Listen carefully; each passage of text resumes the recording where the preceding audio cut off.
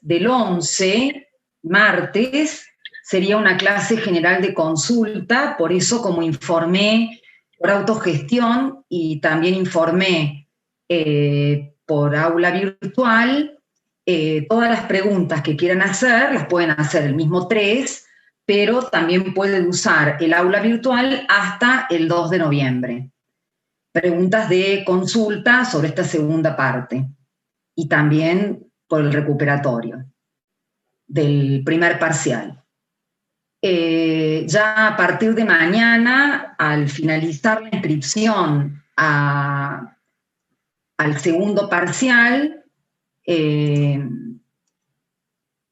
también haber finalizado la inscripción al recuperatorio del primero, informaré los Zoom e informaré las fechas.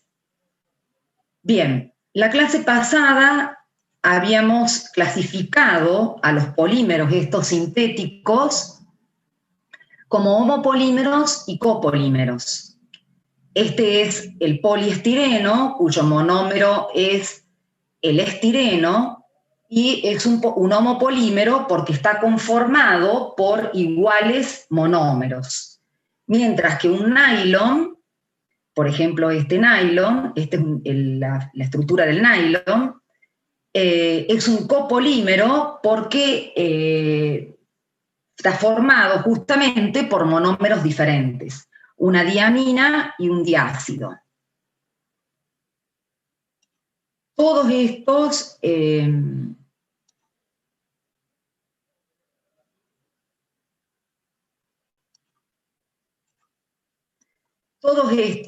son homopolímeros que justamente tienen como monómeros un alqueno, un doble enlace, y habíamos visto también, relacionando los puntos de fusión, las propiedades físicas, las distintas fuerzas que podían intervenir, fuerzas intermoleculares, enlaces secundarios, porque los enlaces primarios son los covalentes, entre cadenas poliméricas.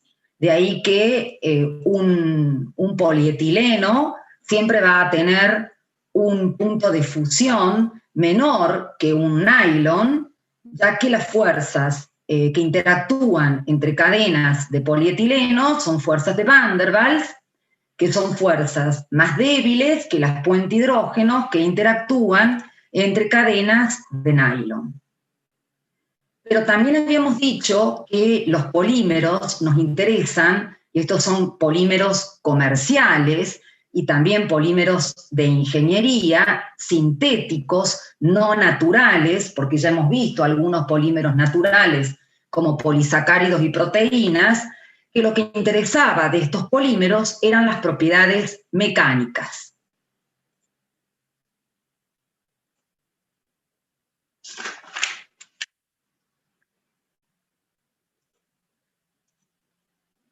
Y que habíamos dicho que estas propiedades mecánicas las podíamos dividir debido a que el polímero podía tener en su estructura ser totalmente amorfo, que es a eso lo que tienden, ¿no es cierto? Porque se enmaraña al ser largas cadenas carbonadas, pero se puede lograr que ciertas regiones del polímero formen estos cristalitos o zonas donde hay mucho orden y que le da un grado de cierta cristalinidad. No podemos esperar 100% de cristalinidad como un cristal, pero sí un polímero que tiene una cristalinidad alta es un polietileno de alta densidad que es no ramificado. Al dividir esto en cristalinos y amorfos influyen en las propiedades mecánicas porque un compuesto, un polímero ordenado, cristalino, tiene rigidez, tiene resistencia. Que se habla de resistencia al pandeo, a la torsión o a la elongación. Pero un polímero completamente amorfo no tiene rigidez, sino que tiene tenacidad, es resistente al impacto. Y comparamos este tipo de propiedades mecánicas con un recipiente de polietileno de alta densidad para contener un detergente y una bolsa de polietileno. La bolsa es totalmente amorfa, o sea que es un polietileno de baja densidad ramificado, que tiene poca cristalinidad y es amorfo, y un polietileno de alta densidad con una alta cristalinidad y orden es más resistente y menos tenaz. Y dijimos también que uno puede fabricar o sintetizar el polímero que le pida el cliente o para el uso que quiera. Pero para poder sintetizar un polímero hay 3 partes que tenemos que tener en cuenta. Primero, la elección del monómero, luego el proceso de polimerización en sí y luego el procesamiento. Y habíamos dicho que para poder tender a un polímero cristalino, yo tengo que seleccionar un monómero que tenga un número par de átomos de carbono, porque los números pares de átomos de carbono tienden a una regularidad, a un orden, a una simetría.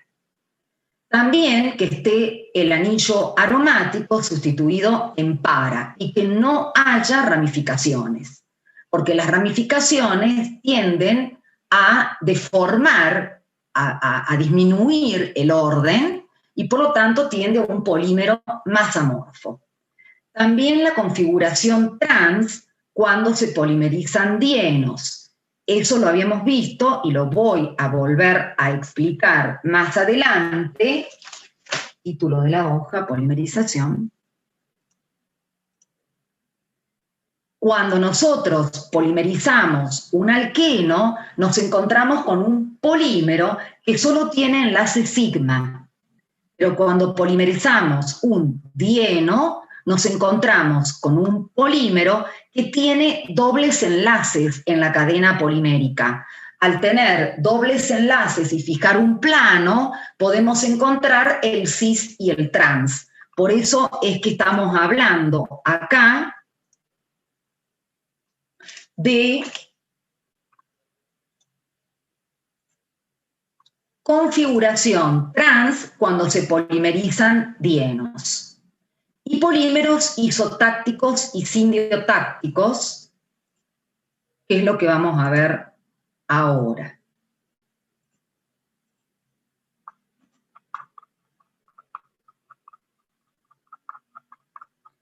¿A qué se refiere con esto que está acá? Después los vamos a ver. Este es el isopreno, que explica cómo cuando hacemos un polisopreno, o sea, el caucho natural, que es un elastómero, es un polisopreno. Y lo podemos encontrar en la naturaleza tanto como cis polisopreno o como trans polisopreno. Ahí están viendo cómo queda un doble enlace dentro de la cadena polimérica cuando se polimeriza un dieno. La tacticidad. La tacticidad, o sea, veamos una cosita.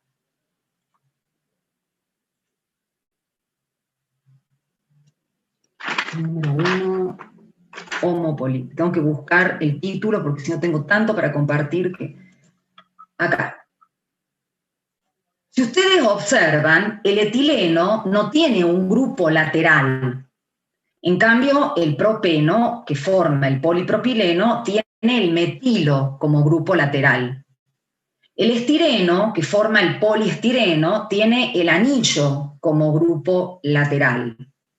El PVC tiene el cloro, que viene del monómero cloruro de vinilo, como grupo lateral. El teflón, que viene del tetrafluoretileno, tiene los flúor como grupos lateral. Sin embargo, acá es bastante simétrico. A eso, cuando hablamos de tacticidad, es la disposición de esos grupos laterales dentro del esqueleto polimérico. Por supuesto que el etileno, al no tener grupo lateral, no tiene tacticidad.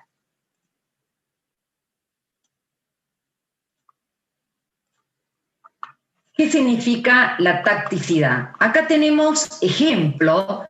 Fíjense que siempre los polímeros se van a ir adicionando, en este caso, porque este es el poliestireno, es un polímero de adición, que ya vamos a ver la polimerización, cabeza-cola. La clase pasada, más adelante, cuando se van adicionando, si esta es la cadena lateral, acá, si este X representa un metilo, que sería el polipropileno, un aromático, el anillo, que sería el poliestireno, un cloro, que sería el PVC, o un metilo, ya dije, el polipropileno, cuando se van adicionando, lo hacen con uniones cabeza-cola, no cabeza-cabeza, cola-cola. Este es un tema de impedimento estérico, o sea que nunca vamos a tener este tipo de uniones. Siempre vamos a tener estas uniones, o sea que va entre grupo lateral y grupo lateral, entre cloro y cloro, entre metilo y metilo, entre anillo y anillo, va a existir un carbono. Nunca van a estar los anillos pegados, ni nunca van a estar los cloros en carbonos contiguos, ni los grupos metilos en carbono contiguo. Por eso ustedes están viendo que el grupo fenilo está separado del otro grupo del anillo por un carbono, porque es una polimerización cabeza-cola, que eso se va a dar sí o sí por el impedimento estérico. Entonces, la tacticidad es una propiedad que la presentan los polímeros que tienen grupos laterales.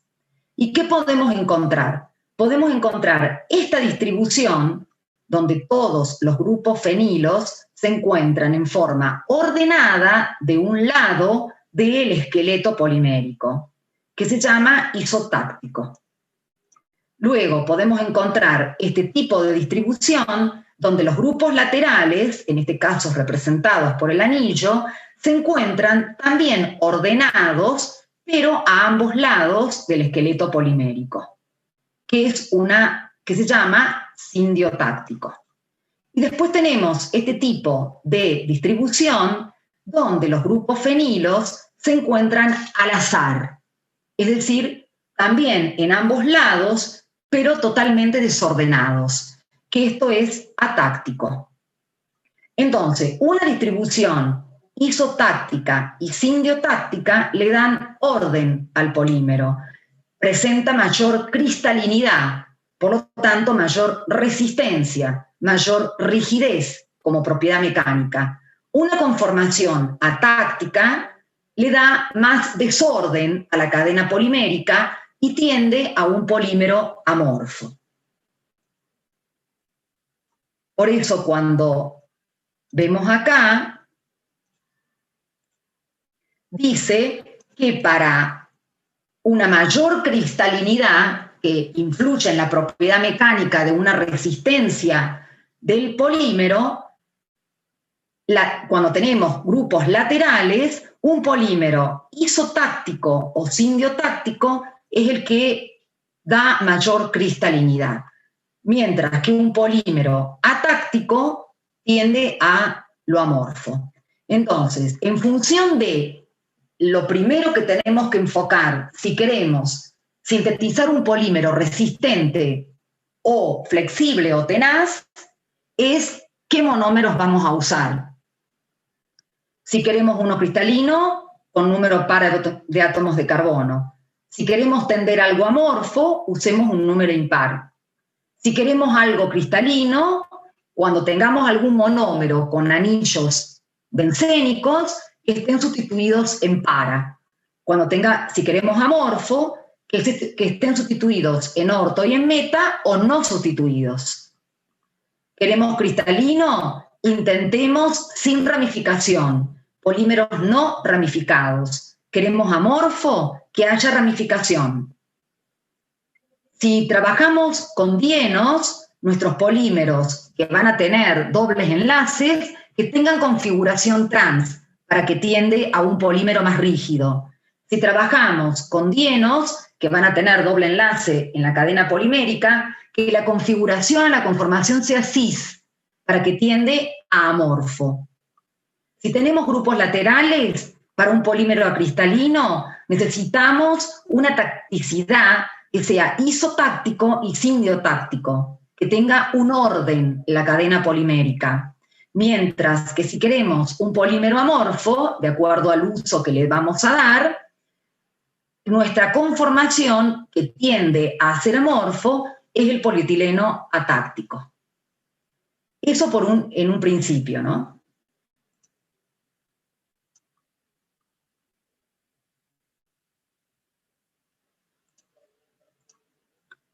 Otra clasificación de los polímeros es en función de la polimerización en sí. Ahora entramos a cómo lo sintetizamos, o sea, la reacción de polimerización.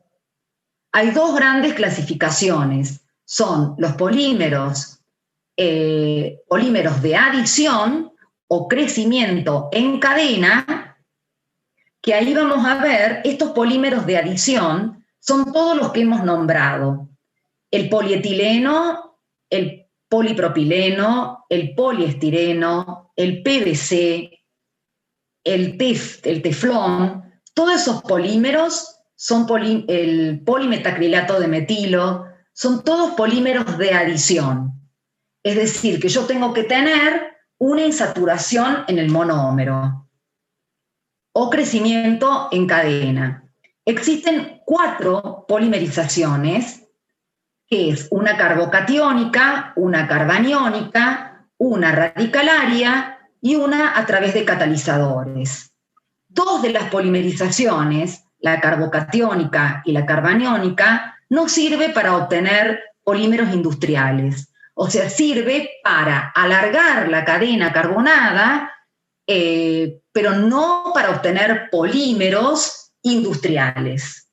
Es decir, que vamos a ver las 4. La polimerización carbocatiónica y la carbaniónica, que es para obtener dímeros o trímeros, y la polimerización radicalaria o por Ziegler-Natta, que es para obtener polímeros industriales, como por ejemplo el polietileno de alta o baja densidad. ¿Qué es la polimerización carbocatiónica? Bueno, acá tengo el isobutileno o 2-metilpropeno. Lo que hago es agregar un ácido de Bronsted, como el sulfúrico, para obtener un iniciador de la reacción, de la polimerización. Acá ustedes saben, los alquenos dan adición electrofílica, por lo tanto, si son asimétricos, cumplen con la regla de Markovnikov. El sulfúrico va a protonar comportándose como un ácido de Bronsted y va a adicionarse al carbono que tiene más hidrógenos o menos sustituido para formar el carbocatión más estable. Es decir, que el protón se va a adicionar acá y va a formar este carbocatión. Este iniciador yo lo coloco frente a más isobutileno a mayor temperatura, mucho mayor temperatura que lo que hago una adición electrofílica normal, que es a 50 grados. ¿Qué va a ocurrir con este carbocatión? Este carbocatión produce la ruptura heterolítica del doble enlace y se va a adicionar este carbono a este carbono para formar el carbocatión más estable. Esto puede formar diisobutilenos. Diisobutilenos significa que son 2, o sea, o triisobutilenos, que este carbocatión ataque a otra molécula de isobutileno, pero no más, no sirve para más, o sea, no sirve para obtener una cadena polimérica porque no da la forma en que se obtiene, porque va atacando por etapas y para obtener esto necesitaría hacer una reacción en cadena como una radicalaria. Si, por ejemplo, acá, en este momento, puede liberar un protón, porque ¿cómo finaliza esta polimerización? Liberando el protón para regenerar el ácido de Lewis, y me da esta mezcla de diisobutilenos, que si ustedes observan, yo puedo agregar hidrógeno y hacer una reducción, una hidrogenación catalítica, y obtengo el 2,2,4-trimetilpentano, que es el isoctano, que se utiliza para, como estándar para determinar el octanaje de las naftas. Y si no, puedo obtener este triisobutileno. También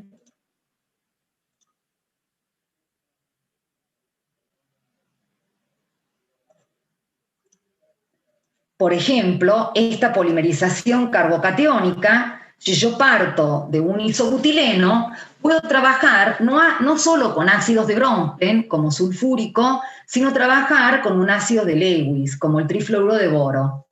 El flúor produce un efecto inductivo por diferencia de electronegatividad, generando en el boro una densidad de carga positiva que atrae los electrones del doble enlace y genera este carbocatión, o sea que yo puedo obtener esa especie iniciadora de mi polimerización carbocatiónica, no solo con ácidos de Bronsted, sino con ácidos de Lewis. Después este se encargará de atacar a otra molécula de isobutileno para obtener dímeros o trímeros, y al final liberará un protón que vendrá acá a este carbono, liberando el trifluoruro de boro, que es nuestro catalizador.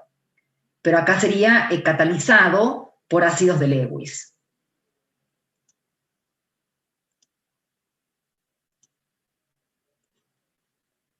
Otra polimerización es la polimerización aniónica. Los alquenos son bastante reacios al ataque de nucleófilos, porque tenemos dobles enlaces. Nosotros sabemos que los alquenos dan adición electrofílica, o sea, lo atacan los electrófilos, que son grupos que necesitan electrones, y el alqueno le da los electrones. Pero en el caso de tener un compuesto organometálico, como ser organolitio, que son generadores de carbaniones y que son bases muy fuertes, puede llegar a atacar al alqueno para formar estas especies, ¿no es cierto?, estos enlaces covalentes con un alto carácter iónico, que es carbono-litio, y alargar la cadena en esta polimerización aniónica. Pero por supuesto esto es una reacción de laboratorio, si yo quiero obtener un alargamiento de la cadena, que luego puedo agregarle hidrógeno, porque siempre agregando hidrógeno yo puedo romper o frenar la polimerización, y también puedo controlar el peso molecular del polímero. En este caso no llego a un polímero en una polimerización aniónica, sino dímeros o trímeros. Acá si agrego hidrógeno, me queda un hidruro de litio y cierro o lo dejo así, ¿no es cierto? Depende del uso. Estas son las dos polimerizaciones donde hay una polimerización por adición o crecimiento en cadena. Se van adicionando estos grupos. Vamos ahora a la polimerización radicalaria, que sí es para obtener un polímero industrial y es la manera en que se obtiene el polietileno de baja densidad. Profe, le hago una consulta. Sí. En todas las polimerizaciones, cuando le agrego el hidrógeno, ¿lo puedo cortar o controlarla? Sí. Bueno. Sí, sí, sí. Vos podés controlar el índice de fluidez de un polímero, que es el peso molecular de tu polímero. O, si no querés controlar, la polimerización se desarrollará hasta que no haya más reactivo. Pero estas dos son para obtener alargamientos de cadena más que polímeros. La polimerización radicalaria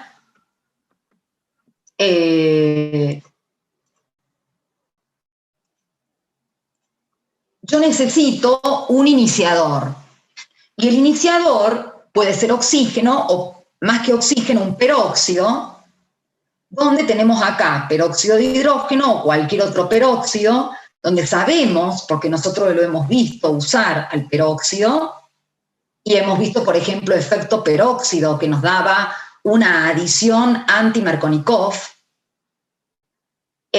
porque el oxígeno-oxígeno es un enlace débil. También hemos visto cómo este oxígeno-oxígeno es tan débil que cuando hacíamos oxidación con ozono, el molosónido se transformaba en ozónido y el ozónido se transformaba en aldehídos o cetonas en una oxidación con ozono. Entonces, este va a ser nuestro iniciador radicalario. Por lo tanto, si tengo un radical libre y lo coloco frente a mi alqueno, que en este caso es el etileno, en este caso necesito para una polimerización radicalaria temperaturas de más de 100 grados Celsius y presión también. Lo que hace es producir, este iniciador, una ruptura del enlace pi, que es el enlace más débil, homolítica. Entonces voy a obtener un radical libre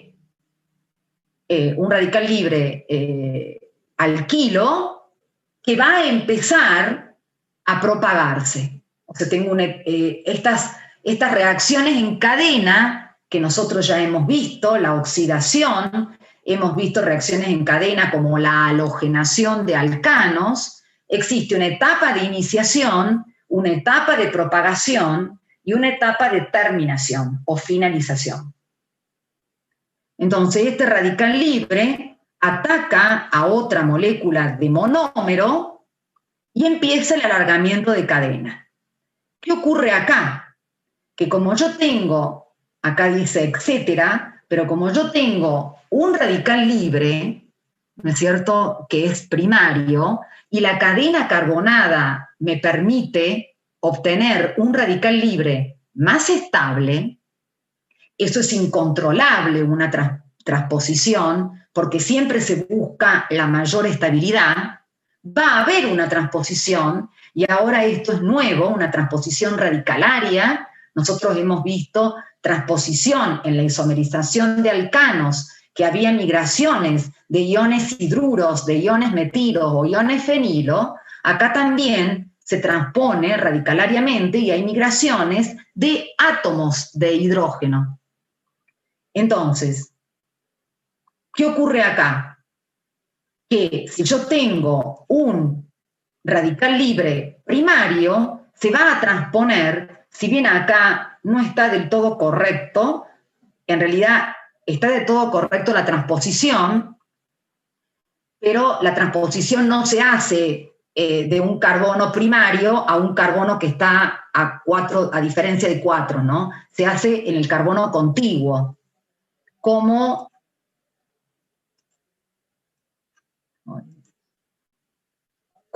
lo veíamos acá.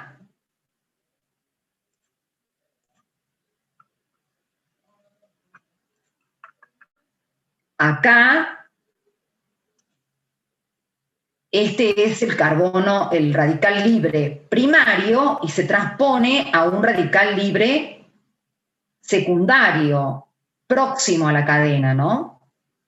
Y a partir de allí, cuando aparece otro alqueno, o sea, reacciona con otro alqueno, el alargamiento de la cadena empieza acá. Entonces empiezo a tener una cadena ramificada debido a la transposición y a la búsqueda de un radical libre de mayor estabilidad. O sea que sí o sí, en una polimerización radicalaria, voy a tener un polímero ramificado. No puedo escapar de eso, porque hay transposiciones y tengo lugar en la cadena para que haya transposiciones. Y más si tengo a lo mejor un grupo lateral que permite tener un radical libre terciario, por ejemplo. Entonces sí me va a dar un polímero ramificado a través de esta polimerización radicalaria. ¿Cómo termina esto? Bueno, esto termina que hasta que se consuman los alquenos, que no tengan más materia prima, y en ese caso, estos radicales que están dando vuelta porque no pueden atacar a otro alqueno porque ya consumí todo mi reactivo, estos radicales que van a ser ramificados, puede haber dos tipos de terminación.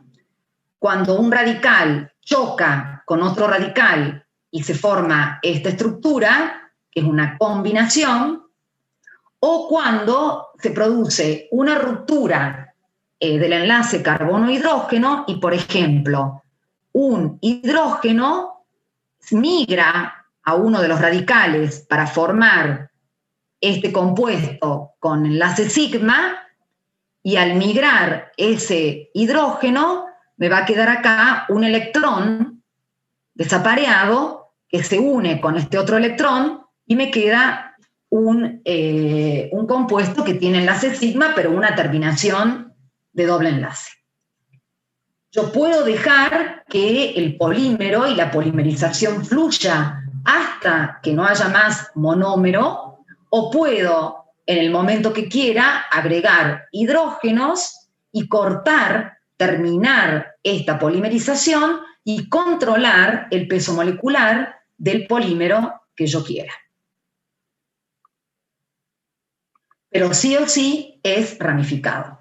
Por eso es que no basta, porque yo, por ejemplo, acá, si me voy a que quiero un polímero cristalino y digo, bueno, entonces voy a tomar el monómero etileno que tiene 2 carbonos. Estoy, como me dicen que es par, yo sé que tomo el etileno, es par, y voy a tener un polímero resistente. Pero bueno, vamos a la polimerización ahora. Por más que tomes un monómero par, si lo vas a polimerizar con una polimerización radicalaria, te va a dar un polímero amorfo. A eso me refiero con que hay que tener en cuenta la selección de la estructura del monómero, conocer la estructura del monómero, analizar los tipos de polimerización y luego el procesamiento. La otra, o sea que el polietileno de baja densidad, el que se usa en las bolsas de polietileno, se fabrica con una polimerización radicalaria. Me da un polímero amorfo, totalmente desordenado, que tiene menor cristalinidad, porque no tiene orden, y tiene menor punto de fusión y menor densidad que un polietileno de alta densidad, porque al ser ramificado, la superficie de contacto disminuye entre cadenas poliméricas, las fuerzas de Van der Waals disminuye y por lo tanto el punto de fusión disminuye y disminuye su densidad también. Pero si yo quiero un polímero que no sea tan rígido y que sea tenaz, y bueno, voy a tener que hacer una polimerización ramificada o radicales libres para obtener un polímero ramificado. Ahora, si yo quiero obtener un polímero como un polietileno de alta densidad, o sea que sea rígido o resistente, no puedo hacer una polimerización radicalaria. Tengo que hacer una polimerización catalítica.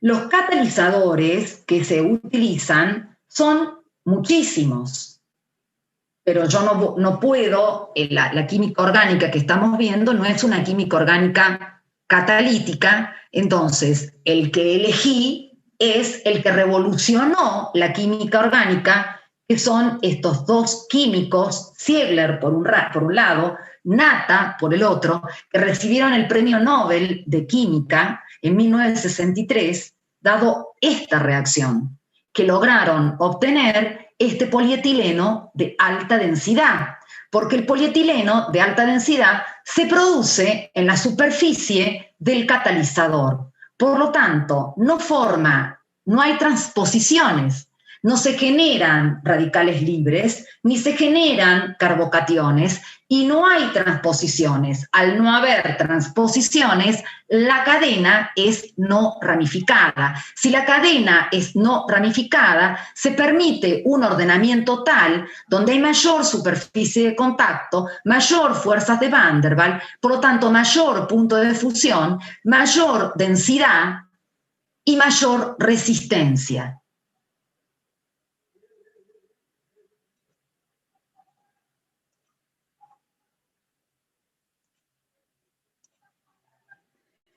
La polimerización de Ziegler y Natta utilizaron un catalizador, y esto ocurre con cualquier catalizador, pero esto es como decir, dar química orgánica y no dar Ziegler-Natta es como no dar Markovnikov, ¿sí?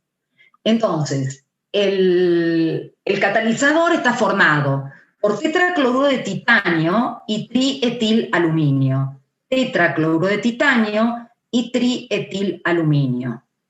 ¿Cómo queda el catalizador? Se forma acá 4 centros, una superficie de 4 centros que es el sitio activo y que siempre está formado. ¿Por qué? El aluminio actúa, en este caso, como un ácido de Lewis y va a tomar electrones del cloro. Con esta flechita indiqué la toma de electrones por parte del aluminio del cloro. Entonces, debido a que hay un movimiento de electrones hacia el aluminio, también hay un movimiento de electrones hacia el cloro, generando una densidad de carga positiva en el aluminio. Es decir, entre el titanio y el cloro existe un enlace covalente.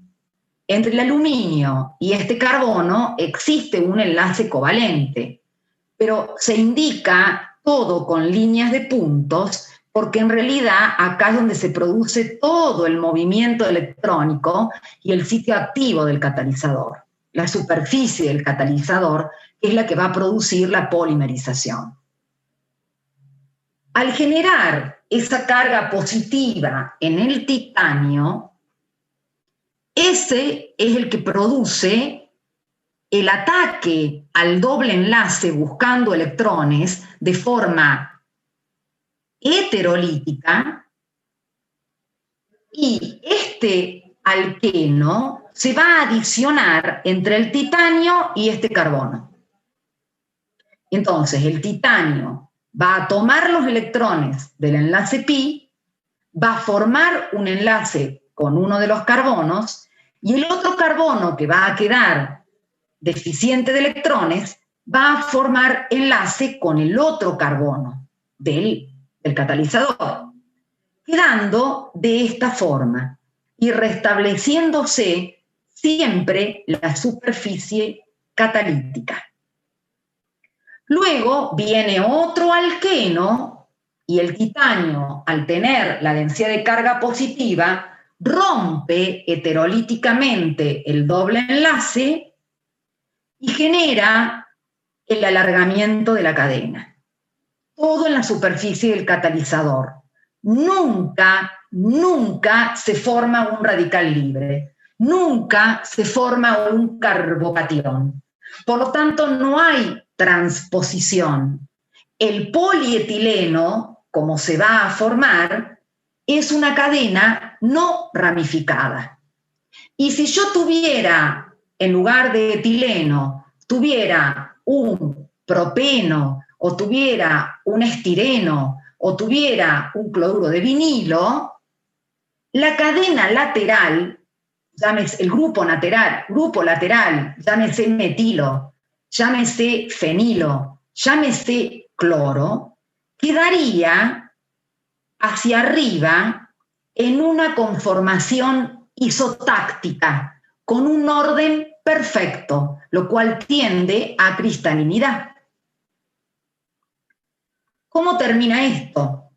Esto puede terminar. Si nosotros dejamos de que la reacción se produzca hasta consumir todo el etileno, podemos encontrar, por ejemplo, que se produzcan rupturas, la 2, se produzca una ruptura de este tipo, y acá también, y me genere, ¿no es cierto?, un doble enlace en la punta de la cadena polimérica, porque acá tienen N, esto no son 5 metilos, son 80, 90, 100 o más de 100, depende de lo que yo quiera.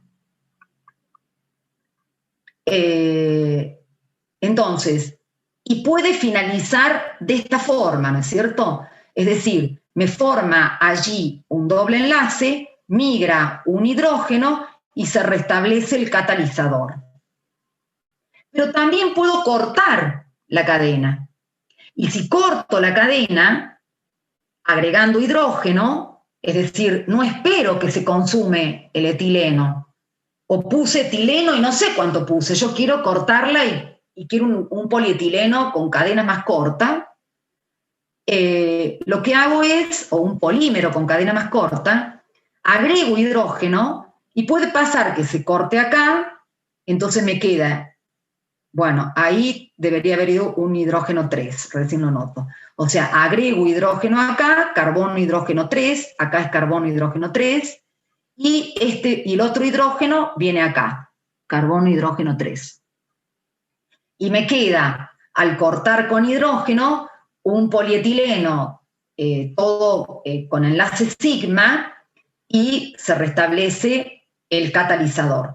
Lo que quiero decir que este doble enlace en la punta de este polímero de un peso molecular elevado no afecta a las propiedades del polímero, tanto se corte sin agregar hidrógeno o con el agregado de hidrógenos. También acá se ve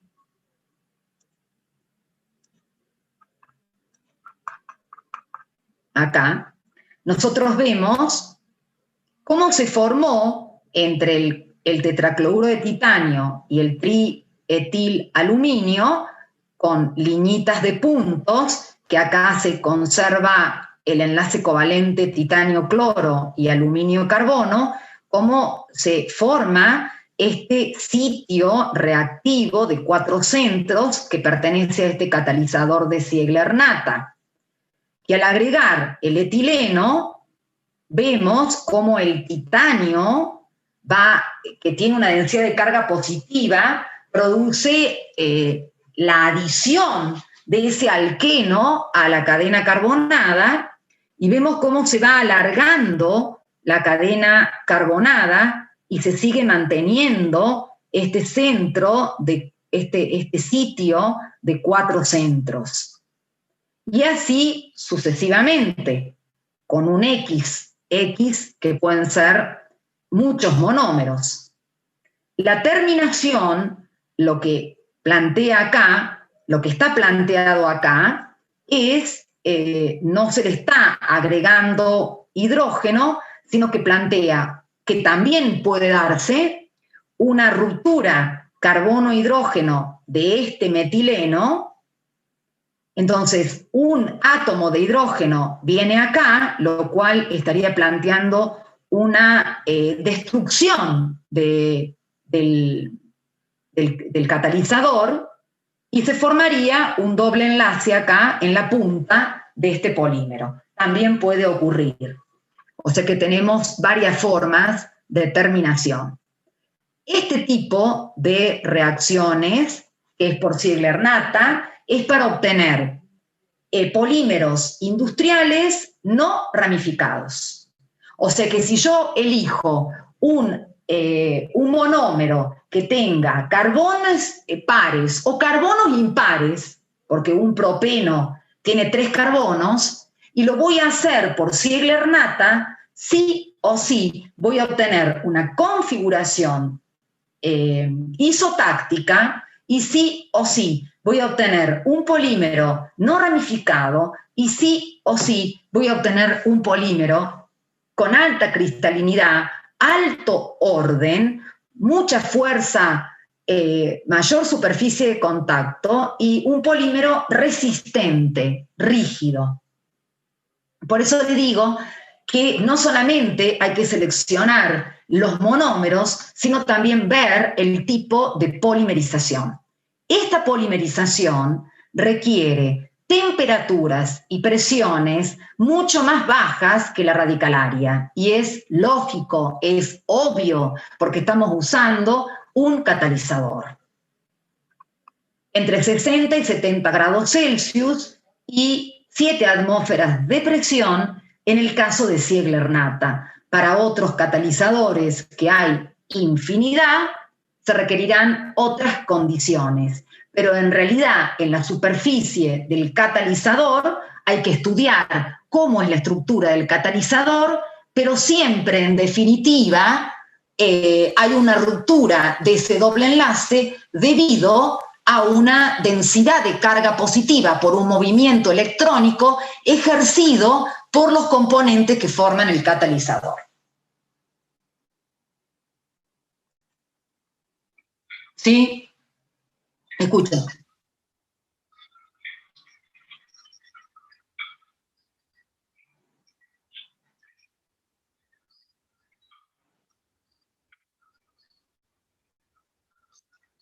Sí, sí, sí, exacto.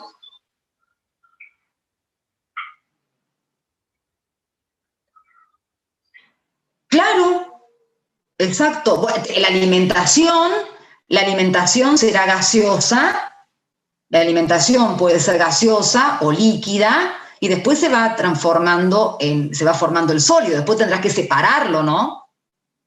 Porque siempre en un reactor vos obtenés un producto, después tendrás que hacer las distintas operaciones unitarias para poder separar el producto.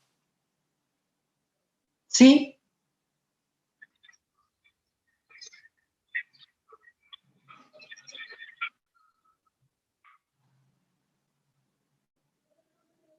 Bueno, se forma en la superficie, pero después se aleja de la superficie el catalizador.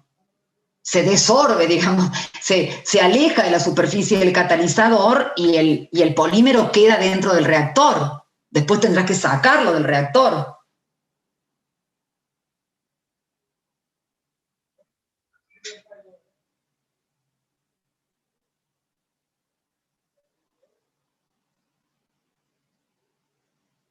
Acá hay un ejemplo del mismo polímero, o sea, la polimerización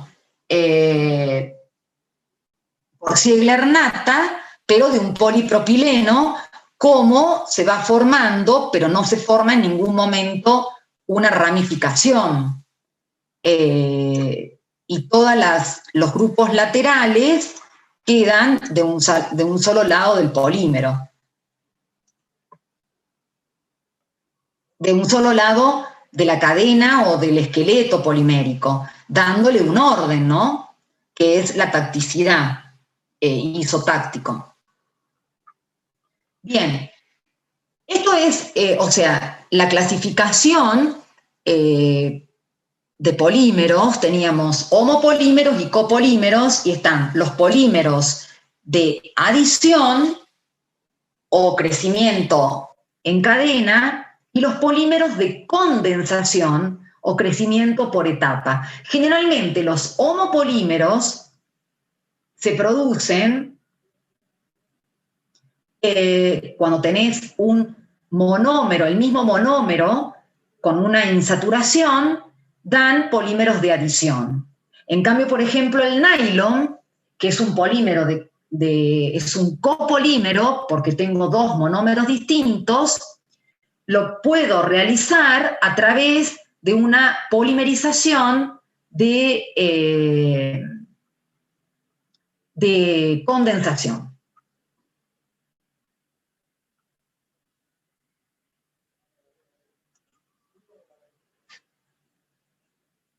Bien, la polimerización de condensación, vamos a ver dos tipos de polímeros de condensación. Uno el nylon, que es una poliamida, y otro es el tereftalato de polietileno, que es un poliéster, que es el PET, el que se utiliza, es el polímero comercial más abundante en el comercio, que es para las gaseosas, para las botellas, y es un polímero de crecimiento por etapas de condensación, es decir, los monómeros se van enlazando, se van reaccionando, pero por etapas, es decir, yo pongo la diamina, que tiene un número de carbonos par, que es la hexametilendiamina o hexanadiamina, y el ácido adípico, que tiene también números de carbonos par, son 6 carbonos y 6 carbonos en cada uno de los monómeros, por eso se llama nylon 66. Y acá no es una reacción en cadena, que se cree un iniciador, se propaga la cadena y finaliza la cadena, como hemos visto recién en los polímeros de adición, donde teníamos monómeros con doble enlaces y que el sitio reactivo era el radical libre, digamos, que iba adicionando, y la insaturación también. Acá el sitio reactivo es el grupo funcional del monómero. O sea, acá se produce una sustitución nucleofílica sobre carbono insaturado, que lo veíamos en la unidad 4, en ácidos y derivados de ácidos, siendo el nucleófilo el nitrógeno, que también lo vimos en una poliamida, en una proteína, cómo se formaba un dipéptido. Lo único que la proteína, yo puedo hablar de enlace peptídico porque es un polímero natural, pero acá hablo de enlace amida y hablo de un polímero sintético, como una poliamida. Cuando van a rendir este tema, y yo les digo que me hagan el mecanismo de reacción de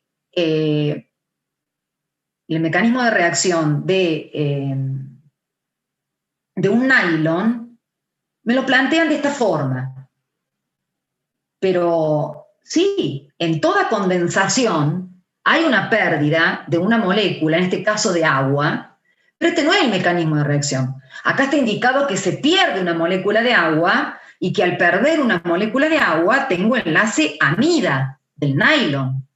Y que a partir de acá, este nitrógeno también va a desaparecer, este oxidrilo también va a desaparecer y voy a tener por etapas un polímero de condensación. Que por supuesto hacer un polímero de condensación es mucho más lento y se va haciendo por etapas, y el sitio activo es el grupo funcional, y mucho más lento que los polímeros de adición o crecimiento en cadena hechos con monómeros insaturados.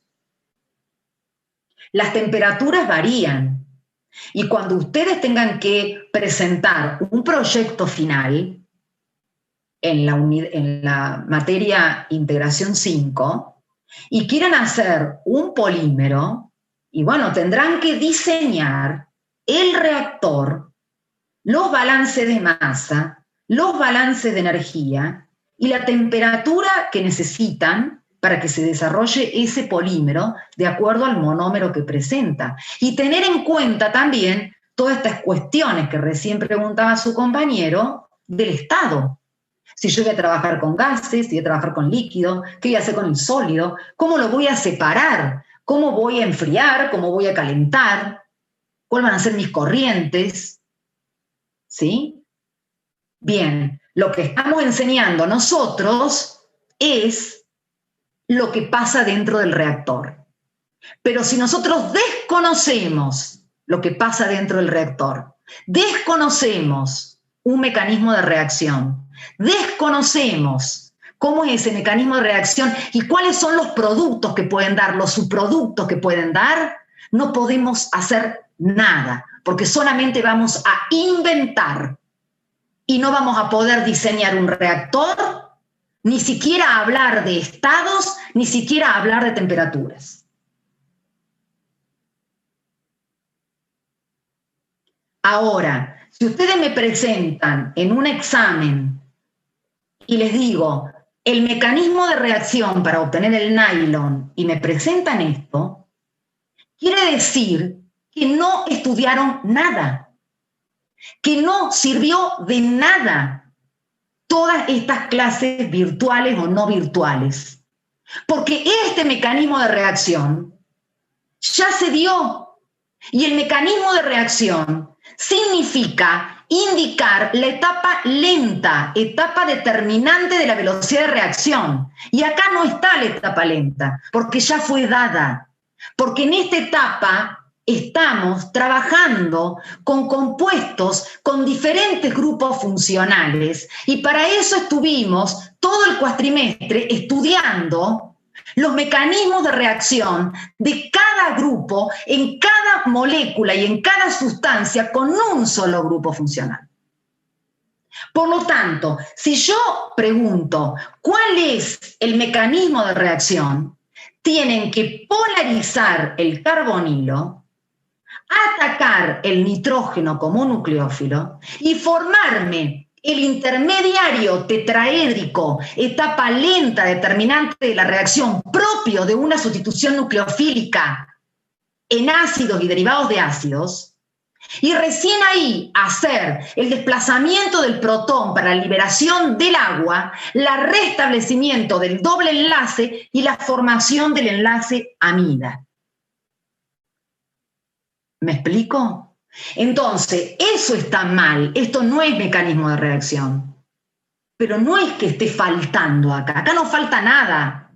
Y ya lo aclaré, como hemos visto en montones de reacciones de glúcidos, que las reacciones de glúcidos ya las hemos archivisto en adición nucleofílica de aldehídos y cetonas.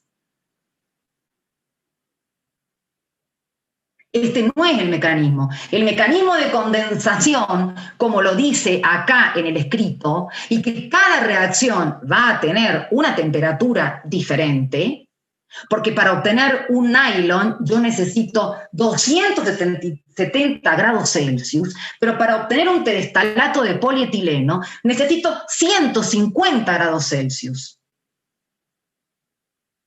No me importa. Porque yo no les estoy tomando cinética de reacción, tampoco le estoy tomando balance de masa y energético, ni tampoco le estoy tomando, no soy ni integración 5, ni ninguna de las integradoras. Esto es química orgánica. Por lo tanto, tienen que saber estructura, propiedades físicas y propiedades químicas, y yo ya les enseñé cómo es el mecanismo de reacción. No sé si esto lo digo porque después, puse lo que estaba en el libro y no lo consideró. Bueno, no entendieron nada, no se entiende nada. Pero ¿qué pasa? De los 180 alumnos que se inscribieron, solamente están presentes 22. Después dicen que no lo dije, que no lo di. Hace 35 años que doy clase y siempre he terminado de dar toda la asignatura química orgánica y que quede grabado. Entonces, los polímeros de condensación o crecimiento por etapa, no en cadena, son más lenta la polimerización, se da en monómeros diferentes y el sitio activo es el grupo funcional. O sea que el sitio activo acá del nylon es el carboxilato, porque va a dar sustitución nucleofílica en carbonilo, en carbono insaturado de ácidos o derivados de ácidos, siendo el nucleófilo el nitrógeno del otro monómero, que es una diamina, para dar una poliamida. Una poliamida que tiene fuerzas entre moléculas tiene enlaces primarios, que son los covalentes, y enlaces secundarios, que son las fuerzas de puente hidrógeno. Con lo cual, un nylon tiene un punto de fusión mucho más grande, elevado, que un polietileno. Si me voy al PET, que es un poliéster. Profe, tengo una duda. Sí. ¿No utiliza catalizador para el nylon o algo así? No. ¿Lo podés usar como no? El catalizador que puedas usar para el nylon, te voy a explicar dónde puede actuar. Podés usar un ácido de Bronsted, un ácido de Lewis o una superficie catalítica con cualquier catalizador. ¿Y cómo va a actuar? Acá. Sí, porque el hidróxido es mal grupo saliente y entonces me chirreaba que no haya un catalizador. El hidróxido es mal grupo saliente, pero sale como agua. ¿Verdad? Entonces, vamos a hacer, ¿qué va a hacer el catalizador? El catalizador, la superficie del catalizador que se te ocurra, MCM, ceolita, un Ziegler-Natta, lo que se te ocurra, sólido en la superficie catalizador. O si hablamos de una química homogénea, no heterogénea, porque la química se divide en homogénea y heterogénea. Homogénea es la que estamos estudiando ahora, que tengo que nombrar algo de heterogénea, porque sí usamos catalizadores, y la heterogénea es la química catalítica, la química orgánica catalítica. Podemos usar catalizadores o podemos usar dentro de la química homogénea catalizadores como ácidos de Bronsted o ácidos de Lewis. Lo que hace el catalizador es ayudar a este oxígeno, tanto protonándolo, tanto tomando los electrones con un Lewis, o tanto coordinando ese oxígeno con la superficie de un catalizador, ayuda a polarizar el carbonilo. El hecho de que ayude a polarizar el carbonilo ya te está catalizando. ¿Qué genera? Una densidad de carga positiva en el carbono. Con lo cual, este nitrógeno que tiene electrones y que es nucleófilo, ataca. Si ataca el nitrógeno, ¿cuál es tu etapa lenta? Queda ese carbono unido a un oxidrilo, unido a un oxígeno con carga negativa o unido al catalizador, unido a la cadena carbonada y unido a este nitrógeno que tiene una cadena carbonada y dos hidrógenos, por lo tanto ese nitrógeno va a quedar con carga positiva. ¿Qué va a ocurrir después? Debido a ese intermedio tetraédrico que tiene suficiente carga negativa como para soportarlo, porque un carbono tetraédrico no te soporta dos oxígenos y un nitrógeno, hay una migración de un protón que está unido al nitrógeno al oxígeno. Y queda acá dos hidrógenos y un oxígeno con carga positiva. Este carbono sigue el intermedio tetraédrico y transformó ese oxidrilo mal grupo saliente en un buen grupo saliente. ¿Qué ocurre después? Se restablece el doble enlace, o sea, se desprende el oxígeno del carbonilo del ácido de Lewis, del ácido de Bronsted, del catalizador, forma el doble enlace, que acá está, libera agua, que libera agua con el hidrógeno del nitrógeno, libera agua con el hidrógeno del nitrógeno, porque cuando ataca el nitrógeno me queda como una carga positiva el nitrógeno, y transforma el oxidrilo, que es mal grupo saliente, en un buen grupo saliente, se libera agua y me forma el enlace amida. Esa es la sustitución nucleofílica en carbonilo. Ahora, si vos me decís, ¿lo puedo hacer sin catalizador? Sí lo podés hacer, con la temperatura adecuada. Por supuesto que usando un catalizador podés mejorar, si mejorás el rendimiento de la reacción y no la complicás en cuanto a que tengas residuos de catalizadores o problemas que después, sí, me mejoró la reacción, pero no sé qué hacer con este catalizador, porque después sea un problema de fluente, perfecto. Pero eso hay que estudiar cada caso en particular. ¿Se entiende? Gracias, profe. Quedó explicado que el oxidrilo es un mal grupo saliente, pero en la misma reacción se transforma en un buen grupo saliente. ¿Se entiende? Sí, sí.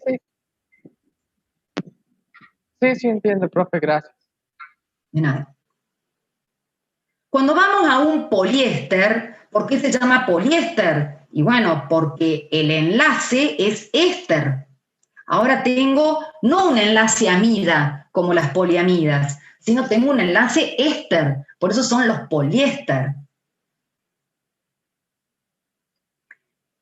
Puedo usar, también es un polímero de condensación, o sea, el sitio activo es el grupo funcional. Y en este caso, yo uso un diácido, que es el ácido terestálico, o un etilenglicol, con un etilenglicol, que es un diol. Esto es una esterificación de Fischer. Una esterificación, como vio en el último práctico de laboratorio, para obtener el PET, el terestalato de polietileno. Pero generalmente, en lugar de utilizar un ácido, se obtiene un éster, se utiliza un éster, que es el terestalato de dimetilo. ¿Por qué? Porque el etóxido es mejor grupo saliente que el oxidrilo.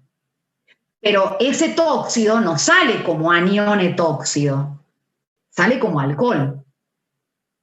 Como alcohol gas, guarda, dependiendo de la temperatura, o como agua vapor, dependiendo de la temperatura.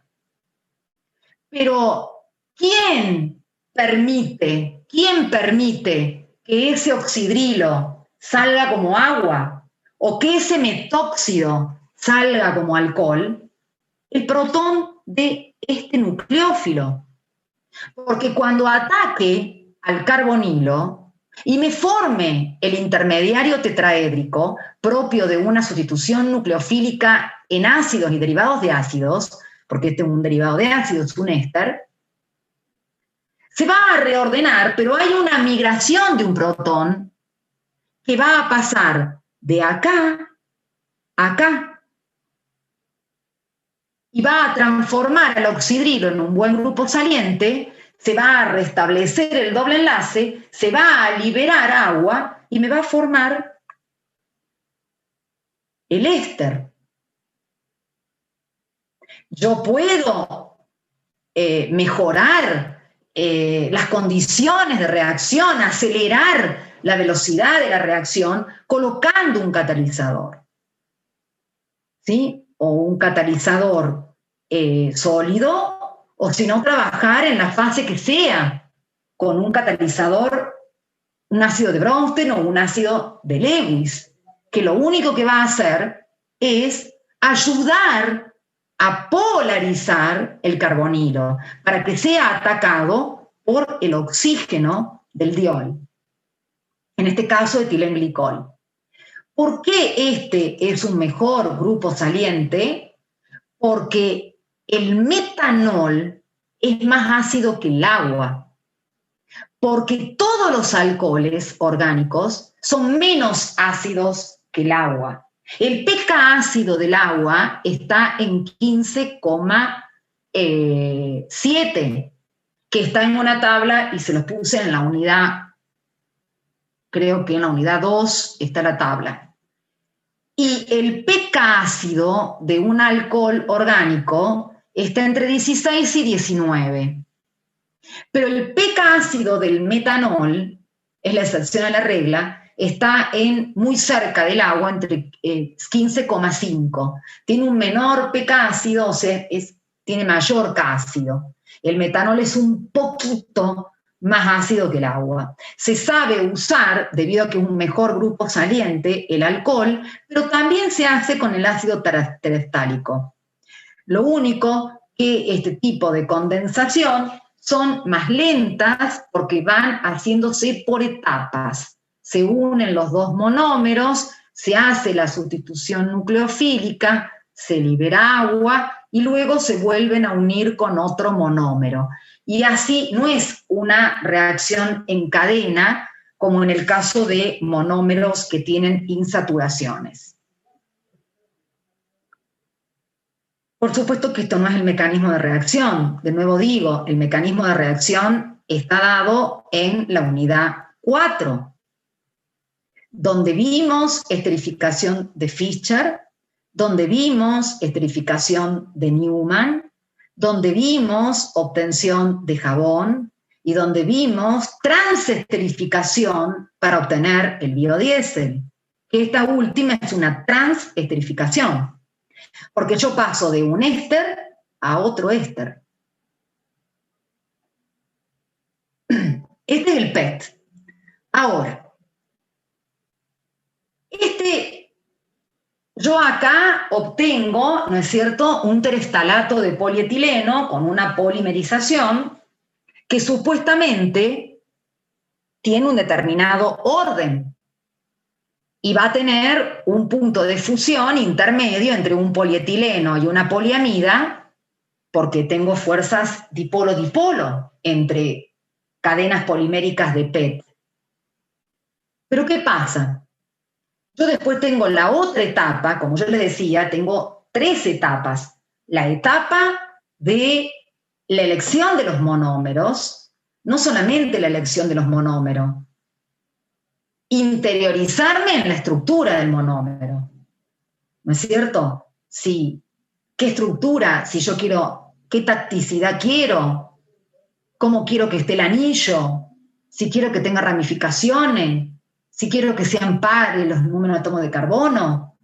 Pero después me tengo que centralizar en la polimerización, porque por más que elija monómeros pares, con carbonos pares, hago una polimerización radicalaria, me va a dar un polímero amorfo. Y ahora viene también la otra pata, que es el procesamiento. ¿Y qué consiste eso? Y bueno, que yo tengo los gránulos de PET y yo los voy a procesar, los puedo procesar de diferente forma. Y de la forma en que yo los procese, voy a tener diferentes propiedades, pero de acuerdo a lo que yo quiera, para lo que lo quiera usar. Una etapa de procesamiento es, por ejemplo, la extrusión. ¿En qué consiste esto? Yo coloco en una tolva de alimentación, ahí coloco los gránulos de PET, que seleccioné mis 2 monómeros. ¿Sí? El éster y el diol. Seleccioné que fueran, acá seleccioné uno que está sustituido en para el fenilo, ¿no? Y tengo carbonos, número de carbonos pares. Y acá también tengo un diol que es simétrico y que tiene carbonos pares. Lo polimericé con condensación y lo tengo que procesar ahora.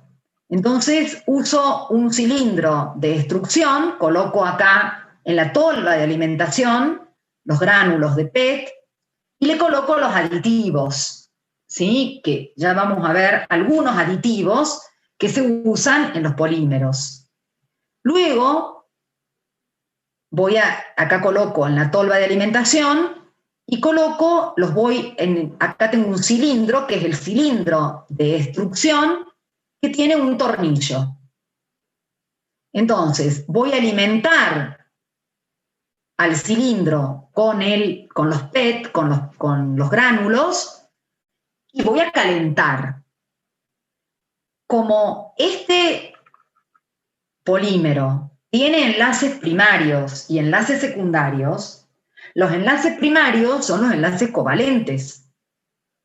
Todo enlace covalente que hace a la formación de esta estructura del polímero. Pero también los enlaces secundarios son los dipolo-dipolo. Cuando yo caliente acá, ¿no es cierto?, en el equipo este de destrucción, voy a fundir el plástico. ¿Por qué? Porque voy a calentar y voy a romper las fuerzas dipolo-dipolo. Voy a romper los enlaces secundarios. Voy a fundir.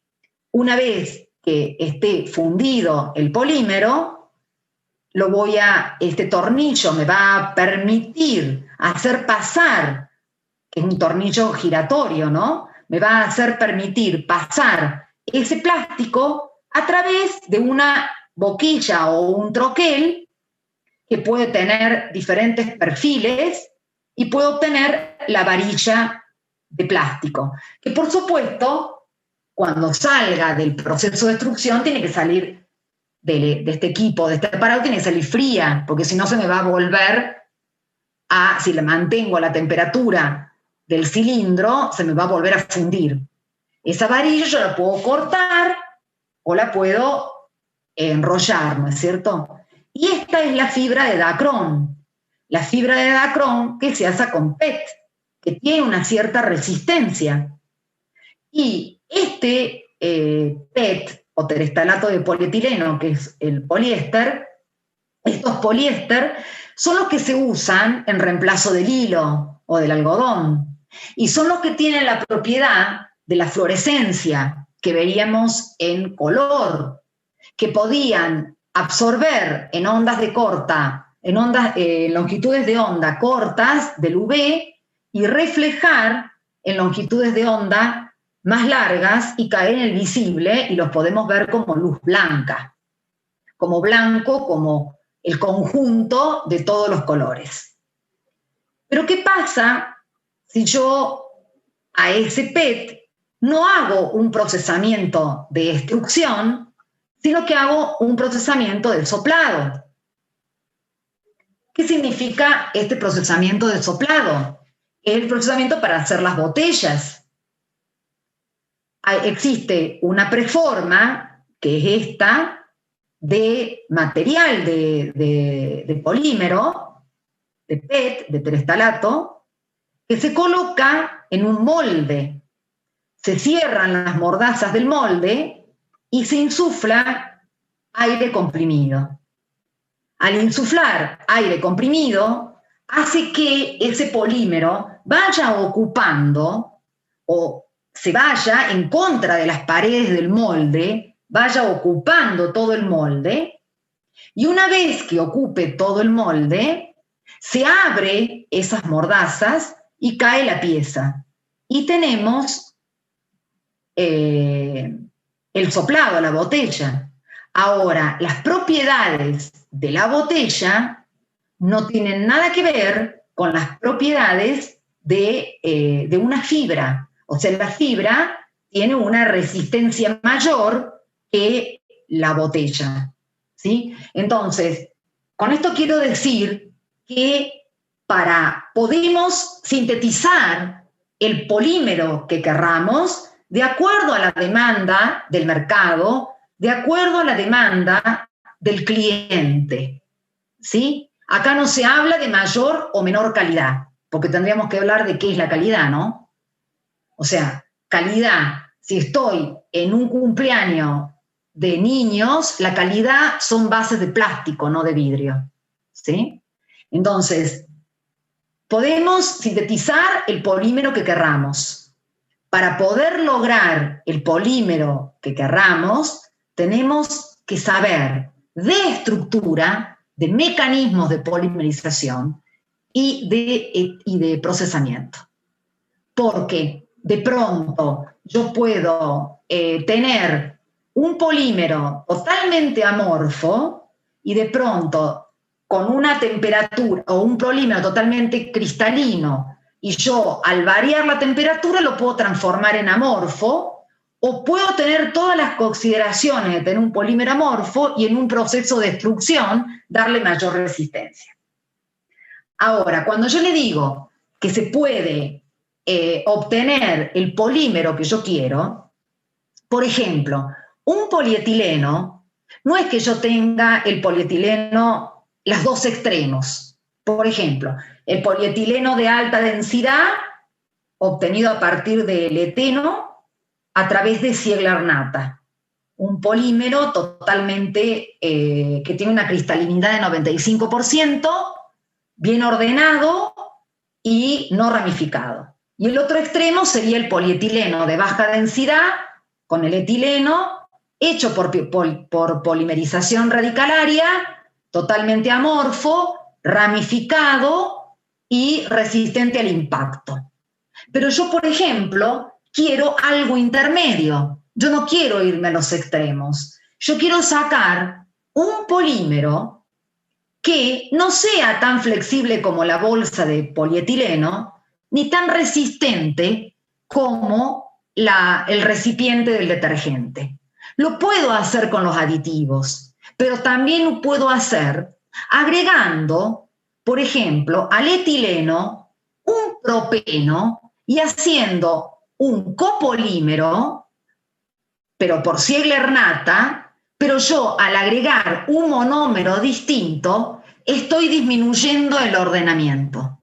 Y al disminuir el ordenamiento, porque no es lo mismo monómeros iguales que monómeros distintos, yo puedo obtener un copolímero que sería de etileno propeno o de eteno-propeno, que me da una gran resistencia, porque si es por Ziegler-Natta va a ser no ramificado, pero no va a tener tanta cristalinidad como el polietileno de alta densidad. Porque yo introduje otro monómero que le quita regularidad. A eso voy, que uno puede jugar con la estructura de los monómeros, con la polimerización y jugar también con el procesamiento. Y puedo obtener un polímero comercial, depende de lo que me pidan, con las propiedades que necesito para cada caso en particular.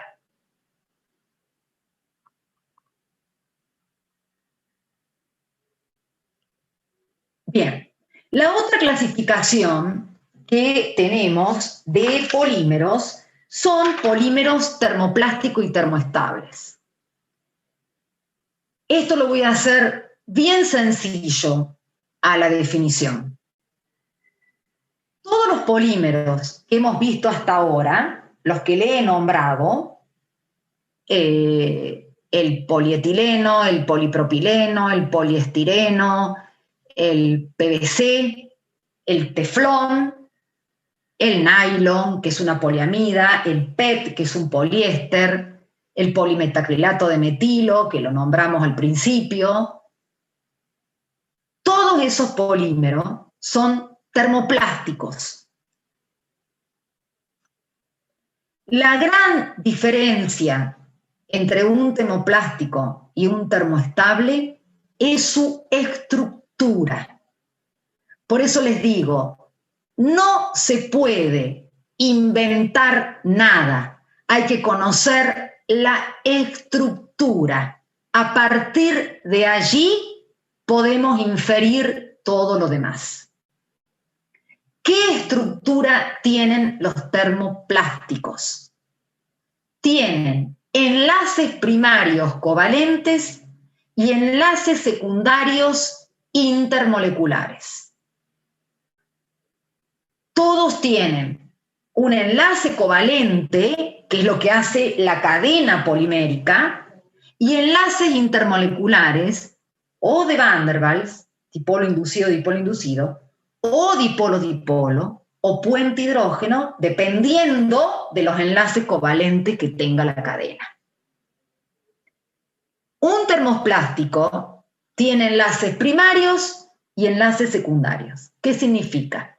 Que yo puedo calentar, romper los enlaces secundarios, fundir el polímero y volverlo a moldear, que es la base del reciclado. Todos los polímeros comerciales en la actualidad son termoplásticos, porque los termoendurecidos, la diferencia que tienen es que no tienen enlace secundario. Los termoendurecidos no tienen enlace secundario, no tienen fuerzas intermoleculares, no tienen Van der Waals, no tienen dipolo-dipolo y no tienen puente hidrógeno. Por ejemplo, la baquelita. La baquelita es un copolímero fenol-formaldehído. Fíjense que acá, si yo acá le agrego un oxígeno, le rompo estos enlaces y le agrego un oxígeno, tengo el formaldehído, el metanal, y acá tengo el fenol. Entonces se va produciendo condensaciones, porque es un polímero de condensación, entre el formaldehído y el fenol, por eso es un copolímero, y van quedando este tipo de enlaces que forman entrecruzamientos. Acá toda la estructura tridimensional es de enlace covalente. Yo no tengo fuerzas intermoleculares entre estos compuestos. No tengo una cadena polimérica y otra cadena polimérica donde hay una superficie de contacto y hay un desplazamiento electrónico que produce un dipolo inducido y me genera un Van der Waals. No, tengo todos enlaces primarios. No existe enlaces secundarios. Por lo tanto, no lo puedo fundir. Si yo aumento la temperatura, no lo puedo fundir, no lo puedo volver a moldear. Es decir, cuando yo sintetice un termoendurecido, tengo que sintetizarlo en el molde, porque si yo lo saco y después lo quiero moldear, yo no lo puedo fundir. Y cuando yo aumente la temperatura, y lo puedo sacar del molde sin enfriar, porque no se me va a fundir.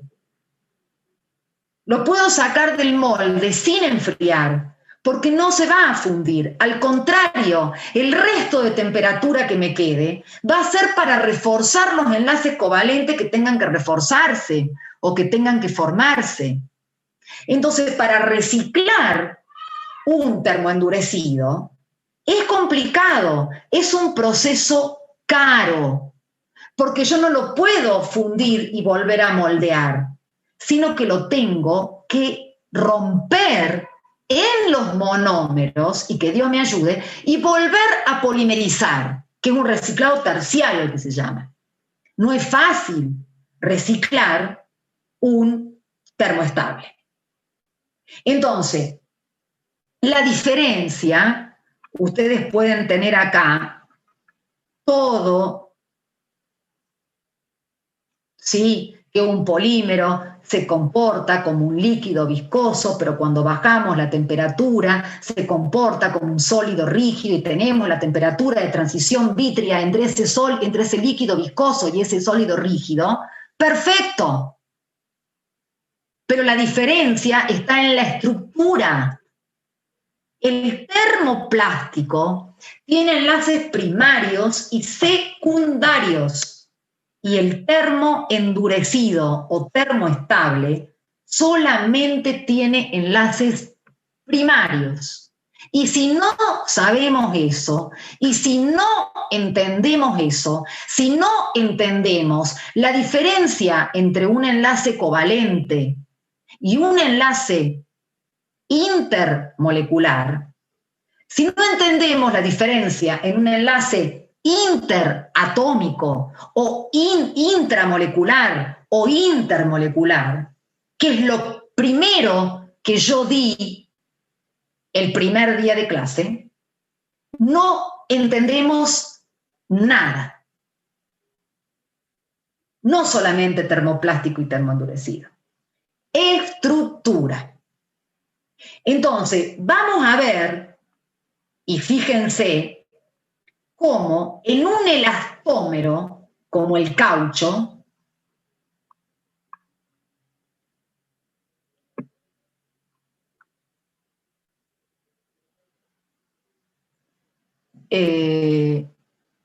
vamos a hacer, son las 19:46, vamos a hacer una pausa y volvemos a las 20:15, porque alguien me lo pidió, antes de continuar, porque si no continúo y voy a seguir y seguir.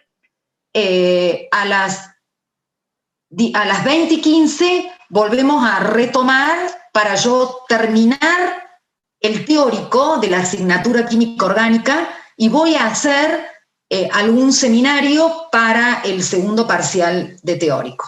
¿Sí? Nos vemos entonces a las 20:15. ¿Puede ser? Perfecto.